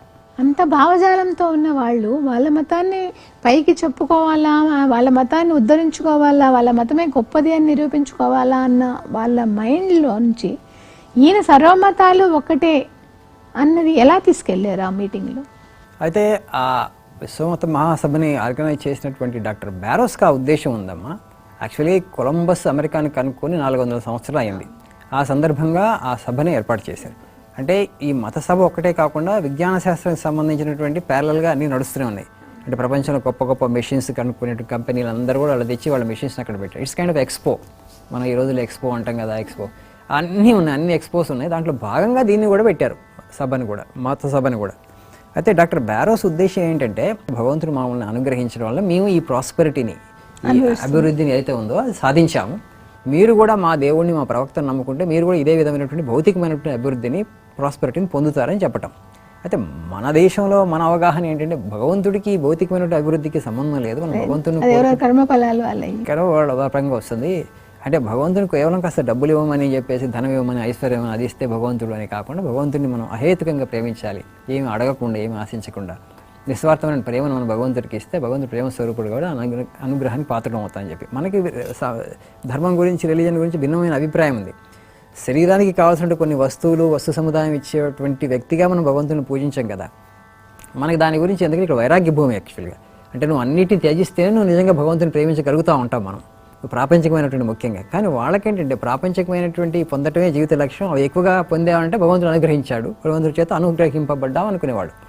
మనకేంటంటే ఇంకా ఉదాత్తమైన లక్ష్యం ఉంది, మృత్యువు నుంచి కూడా మనం బయటపడతాం, మనం మోక్షాన్ని పొందుతాం భగవంతుడు అనుగ్రహింపబడితే. దానికి త్యాగం అవసరం అవుతుంది అని చెప్పేసి మనం ఎప్పుడు కూడా ఈ భౌతికపరమైనటువంటి అభివృద్ధిని అంతగా కాంక్షించలేదు భారతదేశంలో, జ్ఞానం ఉన్నప్పటికీ కూడా. కానీ వాళ్ళకు ఉన్న జీవితం గురించి సంబంధించిన అవగాహన ఏంటంటే ఎంత మనకి ధనం ఉంటే, ఐశ్వర్యం ఉంటే అంత ఎక్కువగా మనం భోగ భాగ్యాలను అనుభవించగలుగుతాం, విలాసాలను అనుభవించగలుగుతాం అనేటువంటి జీవన లక్ష్యం. ఆ ఉద్దేశంతో ఆయన ఏర్పాటు చేశాడు. కానీ Vivekananda turn the tables on them అని చెప్తూ నాయన అన్ని మతాలు కూడా, లేకపోతే అని బావిలో కప్ప ఉదాహరణ ఇస్తారు. బావిలో కప్పలాగా ఉండకూడదు అని చెప్పేసి ఆ స్టోరీ చెప్తారు. ఇప్పుడు బావిలో కప్ప, సముద్రం కప్ప, ఒకరోజు సముద్రం కప్ప వచ్చి బావిలో పడుతుంది. బావిలో పడ్డప్పుడు బావి కప్ప అడుగుతుంది, నువ్వు ఎక్కడి నుంచి వచ్చావు అంటే సముద్రం నుంచి వచ్చిన కప్ప సముద్రం నుంచి వచ్చా అంటుంది. అప్పుడు బావిలో కప్ప ఇక్కడ నుంచి అక్కడికి ఎగిరి తన బావిలో నీ సముద్రం ఎంత ఉంటుందా అంటుంది. అది బావి నుంచి ఎప్పుడూ బయటికి రాలేదు. సముద్రం అంటే ఏంటో దానికి ఎలా అవగాహన లేదు. 2 బావులంతనా 3 బావులంతనా అడిగితే దాని ఐడియా అంతవరకే ఉంది. అంతవరకే ఉందామా. అప్పుడు సముద్ర కప్పతో గొడవ దిగుతుంది. నా భావి కన్నా విశాలమైన సముద్రం ఎలా ఉంటుందని. అసలు సముద్ర పాప అర్థం కాదు, అసలు ఎలా చెప్పగలను నా సముద్రం గురించి, నీ భావిలో నువ్వు ఎప్పుడు బయటికి రాలేదు. ఆ విధంగా కొద్దిమంది ఈ కుంచితమైనటువంటి మనస్తత్వంతో, సంకుచితమైనటువంటి మనస్తత్వం ఉన్నారు. మిగతా మతాలను కూడా మీరు ఎక్స్ప్లోర్ చేయండి, ఓపెన్ మైండ్తో ఉండండి అని చెప్పారు ఆయన. అంటే మా మతమే గొప్పది అని చెప్పేసి నేను దాటిపోవడం అని. కొన్ని మతాల్లో ఈ విధమైన అవగాహన కూడా ఉంది. ఏంటంటే నువ్వు ఇతర మత గ్రంథాలను చదివితే నువ్వు పాపం, నీ ధార్మిక గ్రంథాన్ని అన్యాయం చేసిన వాళ్ళతో నువ్వు పాపం. కొన్ని మతాల్లో అయితే అసలు ఆ మతం నుంచి వెలివేయబడాలని. ఆ విధంగా అది భయంతో కూడుకున్నటువంటి మతం కదా. అక్కడ ఇంకో మత గ్రంథాన్ని నేను చదివితే, మనం ఏంటంటే అన్ని మతాల సారం ఒక్కటే, అందరినీ మనం చదవచ్చు, మనం మిగతా మత గ్రంథాల గురించి చదివి ఆ సారాంశం తెలుసుకోవచ్చు, మనం దాన్ని ఆచరించవచ్చు. ఆ విధంగా వాళ్ళకి ఆ ఓపెన్ మైండ్ లేదు. తద్వారా మనం చరిత్ర చూసుకుంటే చాలా మరణహోమం జరిగింది మతం పేరిట. అది జరగడానికి కారణం ఏంటంటే ఈ విధమైన సంకుచిత మనస్తత్వమే. అందుకని ఈ రోజు ఏదైతే ఈ షికాగో విశ్వమత మహాసభకి సూచకంగా ఏదైతే గంట మోగిందో, ఆ గంట మనిషికి మధ్యలో ఈ అన్చారిటబుల్ ఫీలింగ్స్, అంటే ఈ ద్వేషము, విద్వేషము, ఈ సామరస్యపూర్వకమైనటువంటి ఆలోచన లేకపోవడం ఏదైతే ఉందో అవి పూర్తిగా సమసిపోవుగాక అంటారు వివేకానంద స్వామీజీ. అంటే అందరం ఒకే భగవంతుని చేరుకోవడానికి వివిధ మార్గాల నుంచి వెళుతున్నాం. ఏ విధంగా అయితే నదులు ఎక్కడెక్కడో పుట్టి ఒకే మహాసముద్రం సంగమిస్తాయో, అదేవిధంగా వివిధ మార్గాల ద్వారా మనం భగవంతుని అన్వేషిస్తూ ఒకే భగవంతుని చేరుకుంటున్నాం, భగవంతుడు ఒక్కడే అన్నటువంటి సందేశం ప్రపంచానికి మొత్తం వెళ్ళాలి అని చెప్తూ, ఇంకా ఏదైతే ఈ మత విద్వేషాలు ఏదైతే ఉంటాయి, గొడవలు, స్పర్ధ, వైషమ్య, వీటి వలన భూమి చాలా చోట్ల రక్తం ఏరులాగా ప్రవహింపజేయబడింది. ఇంకా అలాంటి అంటే ఛాందసవాద భావాలు ఇక భవిష్యత్తులో ఉండకుండా ఉండుగాక, ప్రజలందరూ సామరస్యంతో జీవిద్దురుగాక అని చెప్పేసి చివరిగా తన ఉపన్యాసాన్ని ముగిస్తారు. 5 నిమిషాల ఉపన్యాసాన్ని, 4 నిమిషాల ఉపన్యాసాన్ని. మీరు అన్నట్టు డాక్టర్ బ్యారోస్ దాంతోనే చెప్పారమ్మా. తర్వాత వాళ్ళకి ఇంకా అర్థమైంది మతపరమైనటువంటి దాని విషయంలో అయితే భారతదేశం లాంటి దేశాల నుంచి మనం నేర్చుకోవాల్సి ఉంది. వాళ్ళకి చాలా తాత్విక జ్ఞానం ఉంది, వాళ్ళకి చాలా ప్రాచీనమైనటువంటి నాగరికత, వాళ్ళు ఎప్పటి నుంచో కూడా ఈ అన్వేషణలో ఉన్నారు. అంటే ఆర్థిక పరంగా ఒక సైనిక శక్తిగా మనం గొప్పయేమో, టెక్నాలజికల్ రంగంలో మనం ముందు ఉండొచ్చు, కానీ ఈ తత్వశాస్త్రానికి సంబంధించి, ఆధ్యాత్మిక జ్ఞానానికి సంబంధించి మిగతా నాగరికతలు ఇంకా ప్రాచీనమైన నాగరికతలు కాబట్టి వాళ్ళ దగ్గర ఎక్కువ జ్ఞానం ఉందని చెప్పి ఒక మొట్టమొదటి ద్వారా మనం వాళ్ళని చూసి ఉన్నంత నేర్చుకోవచ్చు, వాళ్ళ దగ్గర ఉన్న జ్ఞానాన్ని ఒక అవగాహన అయితే అమెరికా వాళ్ళకి వచ్చింది. అంతకుముందు అయితే అన్ని విషయాల్లో మేమే ముందున్నాం, అన్నింటిలోనూ మేమే భగవంతుడి చేత అనుగ్రహింపబడ్డాం, మిగతా వాళ్ళని అనాగరికమైనటువంటి దేశాలు, మూఢనమ్మకాలతో కూడుకున్నటువంటి దేశాలు అనేటువంటి భావనే ఉండేది వాళ్ళకి. మీరు ఇందాక అన్నట్టు చాలా చులకన భావన ఉండేది. ఆ భావన నుంచి కొంత బయటపడ్డారు వివేకానంద స్వామిని చూసిన తర్వాత, ఆయన విన్న తర్వాత. ఎన్ని ఉపన్యాసాలు ఇచ్చారు అప్పట్లో ఆయన అమెరికాలో? ఒక 2.5 సంవత్సరాలు అమెరికా అంతా ప్రయాణించి తర్వాత షికాగో విశ్వమత మహాసభ అయిన తర్వాత వేదాంత దుందుబిని మ్రోగిస్తూ పోయారమ్మా. అంటే ఇదే అన్ని చోట్ల చెప్పారా? జ్ఞానయోగ ఉపన్యాసాలు, భక్తి యోగ ఉపన్యాసాలు, కర్మయోగ ఉపన్యాసాలు, రాజయోగ ఉపన్యాసాలు. అంటే ఆయన చెప్పిన దాంట్లో ఒక 10-15% రికార్డ్ అయింది. అదే ఇప్పుడు 9 వాల్యూమ్స్లో ఉంది. సో ఆ 9 వాల్యూమ్స్లో ఉండండి ఆయన ఎంత చెప్పుంటారు 2.5 సంవత్సరాల్లో. ఇప్పుడు ఎసెన్స్ అయితే వచ్చిందనుకోండి, కాకపోతే వేదాంతానికి సంబంధించి ఉపనిషత్తులు, భగవద్గీత వాటి ఎసెన్స్, సారాంశం, ఎందుకంటే వాళ్ళకి ఏమీ తెలియదు కదా మన మతం గురించి. ఆయన శాస్త్రజ్ఞానం చేయటానికి ఆయన సాంస్క్రిట్ నేర్చుకున్నారంట కదా. రామకృష్ణుల వారి దగ్గర శిష్యరికం చేస్తున్నప్పుడు తన చదువులో భాగంగా కొంత నేర్చుకున్నారు. తన చిన్నప్పుడే తన తండ్రి కూడా ఒక టీచర్ని పెట్టి కొంత నేర్పించారు. దానికన్నా ఎక్కువ ఆయన భారతదేశాన్ని పర్యటిస్తున్నప్పుడు అక్కడ రాజస్థాన్లో, గుజరాత్లో ఉన్నప్పుడు కొంత నేర్చుకున్నారమ్మా. ఈ పాణిని అష్టాధ్యాయి కూడా కొన్ని నెలల పాటు అక్కడ ఉండి గుజరాత్లో ఒక పండితుడి దగ్గర నేర్చుకున్నారు. కాకపోతే ఆయన యోగి కాబట్టి ఆయనకి ఈ ధర్మగ్రంథాల్లో ఉన్నటువంటి సారం ఏంటో అనుభవపూర్వకంగా తెలుసుకున్నాడు కాబట్టి భగవంతుడిని. వాటి వలన పెద్ద థియరిటికల్ నాలెడ్జ్లో ఎంత ఉపయోగం లేదు. అయినా సామాజిక శాస్త్ర పరిజ్ఞానం కూడా చాలా విశేషంగా ఉండటం వలన ఉపనిషత్తులను కోట్ చేస్తూ, భగవద్గీతల్ని ఉదహరిస్తూ, ఉటంకిస్తూ వాళ్ళకి దాని యొక్క జిస్ట్ చెప్పారు ఆయన. ఎందుకంటే వాళ్ళకి సంస్కృత పరిజ్ఞానం లేదు, భారతదేశం ఆధ్యాత్మికత ఏంటో తెలియదు. జనరల్గా వాళ్ళకున్నట్టు వాళ్ళ మతాన్ని వాళ్ళు విశ్వసించి వాళ్ళ మతానికి సంబంధించిన జ్ఞానం కూడా అందరికీ సమాజంలో లేదు. సో అప్పుడు ఆయన ఉపన్యాసాలకి ప్రొఫెసర్స్, పెద్ద పెద్ద ప్రొఫెసర్స్, విశ్వవిద్యాలయ ప్రొఫెసర్స్, వివేకానంద స్వామి హార్వర్డ్ యూనివర్సిటీలో డివినిటీ స్కూల్ ఉండేది. ఆ డివినిటీ స్కూల్ చైర్ వాళ్ళకి ఆఫర్ చేశారు స్వామీజీకి. ఇంకా కొన్ని యూనివర్సిటీస్ ఆఫర్ చేసి ఆయన సున్నితంగా తిరస్కరించారు. నేను సన్యాసిని, నేను ఇవన్నిటిని నేను యాక్సెప్ట్ చేయలేనని చెప్పేసి ఆయన జ్ఞానాన్ని దృష్టిలో పెట్టుకుని వాళ్ళు ఇచ్చారు. ఎందుకంటే అలాంటి జ్ఞానవంతుడైనటువంటి వ్యక్తి మన యూనివర్సిటీలో ఉంటే ఆ డిపార్ట్మెంట్ బాగా రాణిస్తుందని చెప్పి.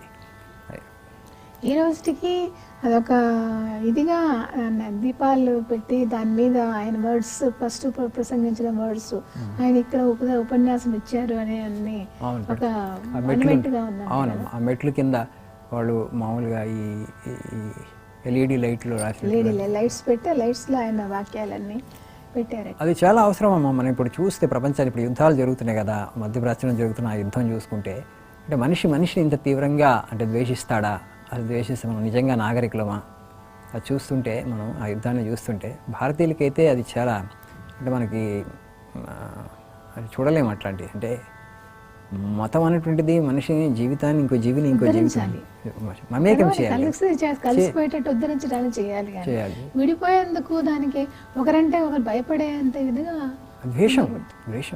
బుద్ధుడు అంటాడు hated cannot be conquered by hated, hated can only B conquered by love. ద్వేషాన్ని ద్వేషంతో జయించలేవు, ద్వేషాన్ని ప్రేమతోనే జయించాలంటారు. ఇప్పుడు ఇద్దరు ఏ స్థాయిలో ద్వేషించుకుంటున్నారంటే ఇప్పుడు ఏంటంటే చరిత్రలో మళ్ళీ చూసుకుంటే ఆ వెనక చరిత్ర చూసుకుంటూ ఉంటారు, తవ్వుకుంటూ ఉంటారు కాబట్టి ఒకళ్ళనొకళ్ళు మన్నించుకోలేరు. ఇగో మీ వాళ్ళు మా వాళ్ళకి ఇది చేశారు, గతంలో ఇది జరిగింది అని చెప్పి ఆ ద్వేషం అనేది ఇంకా పెరిగిపోతూనే ఉంటుంది. మళ్ళీ అందులో కూడా ఏదో మార్టీర్ అయిపోయాం, అది కూడా దేవుడి కోసం మనం త్యాగం చేస్తున్నాం జీవితాన్ని అనుకుంటున్నారు. అదే విధంగా అది దేవుడి కోసం జీవితాన్ని త్యాగం చేయటం, ఇంకోటి చంపుకోవటం, నడుపుకోవటం మన సనాతన ధర్మంలో మనకి తెలుసు. అంటే ఒక బాంబు పేలుల్లో అలా చనిపోయిన తర్వాత సడన్గా కనుక ఆత్మ కనుక శరీరాన్ని వదిలేస్తే మనం చాలా పూజలు అవన్నీ చేస్తాం. ఎందుకంటే ఆ ప్రేతాత్మ అవుతుందని చెప్తాం.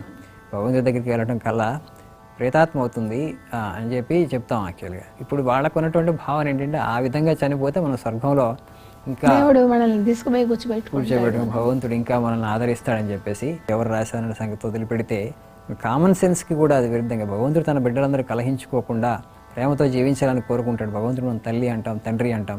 తల్లి కనుక తండ్రి అయి ఉండి తన బిడ్డలు కలహించుకోవాలని కోరుకుంటాడా? మనందరం ఒకే భగవంతుడి బిడ్డలు అయినప్పుడు కలహించాలని ఆయన ఎలా కోరుకుంటాడు? అలా కోరుకుంటాడు. మనం ఎలా అనుకుంటాం? మరి ఒకే మతానికి సంబంధించిన అనుయాయులు కూడా కొట్టుకుంటున్నాడు మళ్ళీ తెగలు. అందుకని వివేకానంద సంబంధించి ఈ సెక్టేరియన్ స్ట్రైఫ్ ఏదైతే ఉందో, ఈ సెక్ట్కు మధ్యలో అంటారు. మళ్ళీ మతంలో ఒకే మతంలో ఉన్నటువంటి రెండు తెగలు వాళ్ళు కొట్లాడుకుంటున్నారు, అది మతం పేరుతో. వివేకానంద స్వామీజీ యొక్క ఆదర్శాలని, ఆయన సందేశాన్ని విశ్వవ్యాప్తం చేసేటువంటి ప్రయత్నం అంటే విద్య ద్వారా ముఖ్యంగా మన భారతదేశంలో చూసుకుందాం. ఆయన జన్మదినాన్ని జాతీయ యువజన దినోత్సవంగా జరుపుకుంటున్నాం. కానీ జాతీయ యువతకి వివేకానంద స్వామీజీని ఎంతగా పరిచయం చేసాం మనం? ఎవరికైనా తెలుసా ఆయన ఏం చెప్పాడు? ఆయన జీవితం గురించి తెలుసా? ఆయన జీవితం గురించి అద్భుతమైనటువంటి జీవితం చదివితే చాలా ప్రేరణ స్ఫూర్తి వస్తుంది. అయితే ఇట్లా కొంచెం ఆయన పాఠ్యాంశాలు పెట్టి కొంత రుచి చూపించుంటే మిగతా పిల్లలు చదువుకుంటారు, ఇంకా ఎక్కువ చదువుకోవడానికి అవకాశం ఉంది. అంటే ఒక పూర్ణ వికాసం పొందినటువంటి వ్యక్తిని మనం విద్య ద్వారా పరిచయం చేయలేకపోతున్నాం పిల్లలకి. తద్వారా వాళ్ళు అసలు మానవ జీవిత లక్ష్యం ఏంటి, పూర్ణ వికాసం పొందినటువంటి వ్యక్తి నేను ఆదర్శంగా తీసుకోవాలంటే ఎవరిని తీసుకోవాలని దాని మీద వాళ్ళకి స్పష్టత లేదు. విద్య ద్వారా తర్వాత వాళ్ళు అమెరికా నుంచి ఆయనతో పాటు మార్గరెట్ నోబెల్ అని ఆమె కూడా వస్తుంది, అదే సిస్టర్ నివేదిత. ఆవిడ కూడా వచ్చింది ఇక్కడికి, ఇండియాకి వస్తారు కదా. ఇండియాకి వచ్చిన తర్వాత ఆయన ఫస్ట్ ఈ రామకృష్ణ మిషన్ ఇవన్నీ స్టార్ట్ చేయాలి ఆర్గనైజేషన్ అనేది ఆయన ఏ విధంగా అనుకున్నారు, ఎందుకు అనుకున్నారు? ఆయన 1897లో అమెరికా నుంచి భారతదేశానికి వచ్చినప్పుడు కొలంబోలో అడుగుపెట్టి ఒక సిరీస్ ఆఫ్ లెక్చర్స్ ఇస్తారమ్మా. అంటే ఉపన్యాసాలు ఇచ్చుకుంటూ వెళ్తారు. అక్కడ రామ్నాడ్ మొదలు పెట్టేసి ఇక్కడ వరకు అల్మోరా వరకు ఇచ్చుకుంటూ వస్తూ అందులో ఏం చెప్పారంటే ఆయన ముఖ్యంగా ఎసెన్స్ ఏంటంటే ప్రతి జాతికి ఒక ఆదర్శం ఉంటుంది. పాశ్చాత్యులకు వాళ్ళ ఆదర్శాలు ఉన్నాయి, వాళ్ళ ఆదర్శాలు వాళ్ళ గొప్పవే, నేను కాదనట్లేదు. మనకి కొన్ని ఆదర్శాలు ఉన్నాయి, మన పూర్వీకులు ఏర్పరిచినటువంటి. ఇది ఒక 10,000 సంవత్సరాల నాగరికత, అనాదిగా ఆదర్శాలను పట్టుకొని కూర్చున్నాం. ఇప్పుడు మీరు ఆదర్శాలను వదిలేస్తుంటే కుదరదు, భగవంతుడు మీకు అది ఇచ్చాడో మీరే వాటి పట్టుకోవాలి. ఆ ఆదర్శం ఏంటంటే ఆధ్యాత్మికత అంటాడు. అంటే త్యాగము సేవ ద్వారా అమృతత్వాన్ని సంప్రాప్తించుకోవడం. ఆదర్శాలు ఏంటంటే చెప్తారు స్వామీజీ. ఇక్కడ ఆధ్యాత్మికత అనేటువంటిది ఇక్కడే ఆదర్శంగా ఉంది. ప్రపంచంలో ఎన్నో నాగరికతలు నేను చూశాను.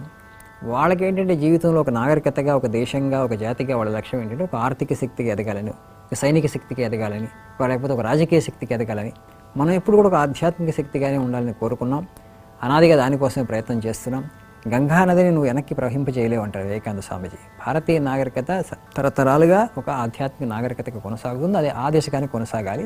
మన జవసత్వాలు, మన జీవనాడి ఆధ్యాత్మికత అది ఎప్పుడైతే బలహీనపడిందో, ఆ పునాది ఏదైతే ఉందో భారతీయ ఈ నాగరికత మహాసౌధం ఆధ్యాత్మిక అయినటువంటి పునాది మీద నిర్మింపబడింది. ఆ పునాది బలహీనపడితే జాతి అంతరించిపోతుంది 3 తరాల్లో. కాబట్టి దాన్ని గట్టిగా పట్టుకోండి, ప్రపంచం అంతా కూడా మీకు గౌరవం ఇస్తుంది అప్పుడని చెప్తారు. మీ ఆదర్శాలు మహోన్నతమైనటువంటి, వాటి మీద మీరు ఎప్పుడు అపనమ్మకాన్ని మీరు కలిగి ఉండకండి అని చెప్తారు స్వామీజీ.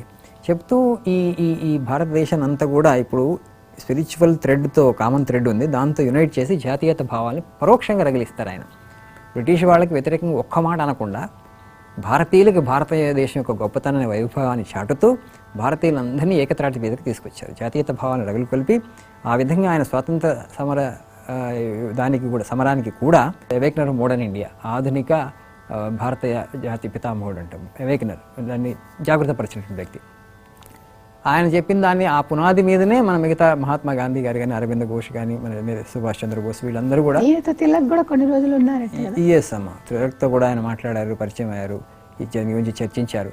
స్వామీజీకి రాజకీయాల మీద ఇష్టం లేదని కాదు. ఇప్పుడు మనం బ్రిటిష్ కూడా దాస్యంలో కొద్దిమంది అడుగుతారు ఆయన, మీరు బాగానే చెప్తున్నారు ఆధ్యాత్మికత గురించి, ఇప్పుడు మనం విదేశీ దాస్యంలో ఉన్నాం, మీరు ఇప్పుడు ఎందుకు స్వాతంత్ర సమరంలో పాల్గొని మనం రాజకీయంగా అంటే వాళ్ళ నుంచి బానిస భక్తుల నుంచి విముక్తి పొందేటట్టు ఎందుకు ప్రయత్నం చేయకూడదు, మీకు ఇంత శక్తి ఉంది, ఇంత గొప్ప ప్రజ్ఞావంతులు మీరు అంటే వివేకానంద స్వామి అంటారు, నేను స్వాతంత్రాన్ని 3 రోజుల్లో తీసుకొస్తానయ్యా, తర్వాత ఆ స్వాతంత్రాన్ని నిలబెట్టుకునే వాళ్ళు ఎవరు అంటారు. బ్రిటిష్ వాళ్ళతో సమస్య కాదు మనకి, వాళ్ళు ఎందుకు రాగలిగారు, మనం సమైక్యంగా లేము, వాళ్ళు ఎందుకు రాగలిగారు, ఒక 75,000 మంది 33 కోట్ల భారతీయులు ఎలా పరిపాలించగలుగుతున్నారు, మనలో ఐక్యత లేదు, ఐకమత్యం లేదు, మనం సంఘటితంగా లేము. సో భారతదేశాన్ని మొత్తం సంఘటితపరచాలి, భారతదేశంలో ఈ జాతీయోద్యమ స్ఫూర్తిని రగిలించాలి, ఒక జాతీయత భావన రగులు కలపాలంటే దానికి కామన్ లింక్ కావాలి, ఆ కామన్ లింక్ ఆధ్యాత్మికతని. ఆ విధంగా వివేకానంద స్వామి ఏదైతే పునాదిని వేశారో ఆ పునాది మీద మిగతా స్వాతంత్ర సమర యోధులందరూ కూడా ఆ భారతీయ అంటే స్వాతంత్ర సమరం అనేటువంటి మహాసౌధాన్ని వాళ్ళు నిర్మించారు. గురువుగారు చాలా బాగా విపులీకరించి ఆయన భక్తితత్వాన్ని గురించి చాలా బాగా చెప్పారండి. ధన్యవాదాలు. ఇది ఈనాటి గురుసన్నిధి కార్యక్రమం. ఓం నమో వెంకటేశాయ.